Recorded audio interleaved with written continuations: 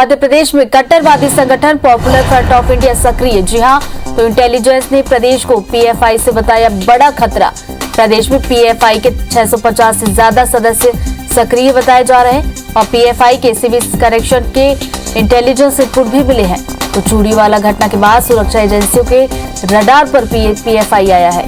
तो अब एमपी में भी पीएफआई को बैन करने की तैयारी चल रही है। आपको बता दें कि इंटेलिजेंस इनपुट के बाद बैन पर सरकार मंथन भी कर रही है और इंदौर, उज्जैन, खंडवा, बुरहानपुर, रतलाम समेत प्रदेश भर में नेटवर्क फैला दिया है।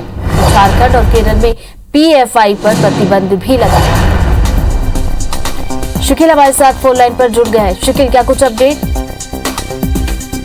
तो दोनों जो घटना यहाँ पर सामने मध्य प्रदेश में आए, चाहे फिर वो उज्जैन की बात की जाए या फिर जो इंदौर के मामले सामने आए, उसे लेकर इंटेलिजेंस जो थी वो लगातार सक्रिय यहाँ पर था। गोपनीय सूचना तंत्रों के आधार पर जिस प्रकार से पूरे मामलों की छानबीन यहाँ पर की गई, तो एक बड़ा खुलासा यहाँ पर हुआ। और इतना ही नहीं, बल्कि जो कट्टरवादी संगठन है पीएफआई, उसकी लगभग 650 लोगों के होने की बात इंटेलिजेंस ने यहाँ पर कही है, खुफिया एजेंसियों ने यहाँ पर कही है। और ये कट्टरवादी संगठन जो है न सिर्फ अपनी पैठ लगातार मध्य प्रदेश में यहाँ पर बनाता जा रहा, बल्कि इसकी एक महिलाओं की विंग और विद्यार्थी यानी छात्रों से जुड़ी हुई विंग भी एक यहाँ पर अलग से काम यहाँ पर कर रही है। मध्य प्रदेश के खुफिया तंत्रों की ये रिपोर्ट यहाँ पर है कि काफी जिलों में इसका वर्चस्व जो है वो लगातार यहाँ पर बढ़ता जा रहा है, जिसमें इंदौर, उज्जैन, खंडवा, बुरहानपुर, रतलाम समेत अन्य कई ऐसे जिले हैं, जिसमें एक नरसिंहपुर यानी बड़ा छोटा एक जिला मध्य प्रदेश का माना जाता है। यहाँ भी ग्रामीण क्षेत्रों में पीएफआई का जो तंत्र है, जो नेटवर्क है, वो फिलहाल इस बात को सामने आया है कि वो यहाँ पर सक्रिय हो चला है। और इसी को देखते हुए गृह मंत्रालय ने इसके लिए खुफिया जो रिपोर्ट्स अभी तक यहाँ पर मिली है, उसके आधार पर एक अलर्ट भी यहाँ पर जारी किया है और एक विंग यहाँ पर बनाई गई है जो पीएफआई की तमाम गतिविधियों से संबंधित जो है वो खुफिया तंत्रों के माध्यम से जानकारी यहाँ पर लेगी, नजर बनाएगी। खास तौर पर इस मामले पर जो वरिष्ठ पुलिस अधिकारी हैं उनका भी यहाँ पे जी बहुत बहुत शुक्रिया शकील आपका जानकारी के लिए।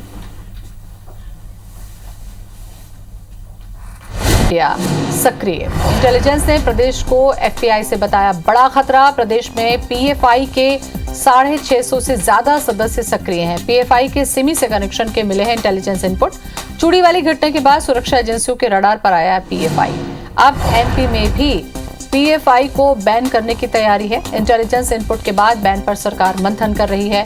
इंदौर, उज्जैन, खंडवा, बुरहानपुर, रतलाम समेत प्रदेश भर में नेटवर्क फैलाया। झारखंड और केरल में पीएफआई लगा है प्रतिबंध। चाहे सिमियों और चाहे तालिबानी सोच हो, मध्य प्रदेश में जो सक्रिय होगा वो कुचल दिया जाएगा। और इसी खबर पर ज्यादा जानकारी के लिए शकील हमारे साथ में जुड़ चुके हैं। शकील, कितना चुनौतीपूर्ण है पीएफआई से निपटना? क्या रणनीति पे काम करेगी सरकार?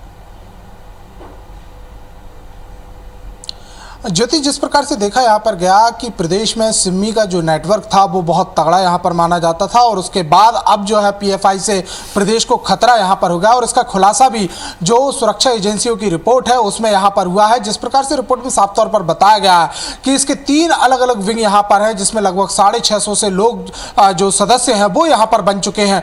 और सबसे बड़ी बात तो यह है कि ऐसे अगर देखा यहाँ पर जाए, इसके इतिहास को अगर यहाँ पर खंगोला जाए तो केरल और झारखंड में इसके ऊपर बैन यहाँ पर लगाया था।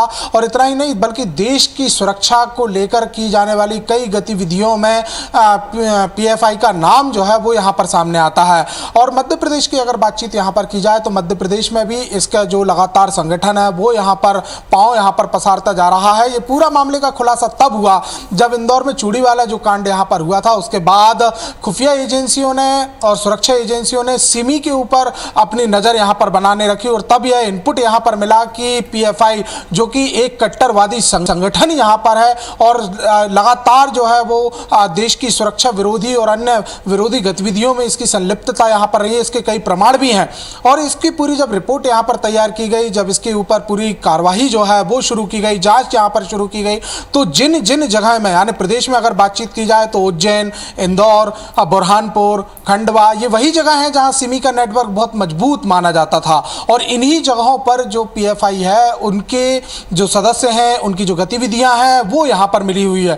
इसको पूरी विस्तृत रिपोर्ट भी इसकी यहाँ पर तैयार की गई है और इस रिपोर्ट के आधार पर अब यहाँ पर प्रतिबंध लगाने की तैयारी जो है वो सरकार यहाँ पर कर रही है। लेकिन सबसे बड़ा सवाल ये है कि पीआईएफ जैसा संगठन जो कि कट्टरवादी के लिए बहुत खतरनाक यहाँ पर सोच के लिए माना जाता है, तमाम प्रकार के लिटरेचर से लोगों तक पहुंचाना, इसके अलावा इसकी जो महिला विंग है वो इसकी सबसे बड़ी ताकत यहाँ पर मानी जाती है। और महिला विंग में भी एक खबर यहाँ पर है कि सबसे ज्यादा जो इनके सदस्य हैं वो मध्य प्रदेश में महिला विंग के यहाँ पर हैं। तो कुल मिलाकर ये तमाम चीजें हो जाना बहुत जल्द संभव नहीं है। काफी दिनों से यह संगठन जो था वो मध्य प्रदेश में अपनी पैठ यहाँ पर बनाता जा रहा था, लेकिन इसका खुलासा जो है वो अब यहाँ पर हो पाया, जो कहीं ना कहीं प्रदेश की सुरक्षा एजेंसियां जिस प्रकार से काम करती हैं और इसके अलावा जो खुफिया एजेंसी है उनके ऊपर कई सवालिया निशान यहाँ पर खड़े करता है। हालांकि साफ तौर पर गृह मंत्री नरोत्तम मिश्रा का यहाँ पर कहना है कि तालिबानी सोच हो, आतंकी हो या सिमी हो, ऐसी किसी भी गतिविधियों को करने वालों को कुचल यहाँ पर दिया जाएगा। वहीं अब लगातार जो बीजेपी के भी तमाम नेता हैं उनके भी बयान यहाँ पर सामने आने लगे हैं। वो साफ तौर पर मांग यहाँ पर कर रहे हैं कि ऐसे लोगों के नेटवर्क को ध्वस्त यहाँ पर किया जाना चाहिए और साथ ही साथ जल्द से जल्द इनके ऊपर प्रतिबंध लगाने की बात यहाँ पर कही है। वहीं देखा जाए तो यूपी से भी इस पूरे मामले के तार यहाँ पर जुड़े। चलिए शकील, बात की जा रही है, लेकिन अब ये देखने वाली बात होगी कि नई जो चुनौती है इस तरीके से सरकार कैसे निपटेगी। शुक्रिया आपका जानकारी के लिए।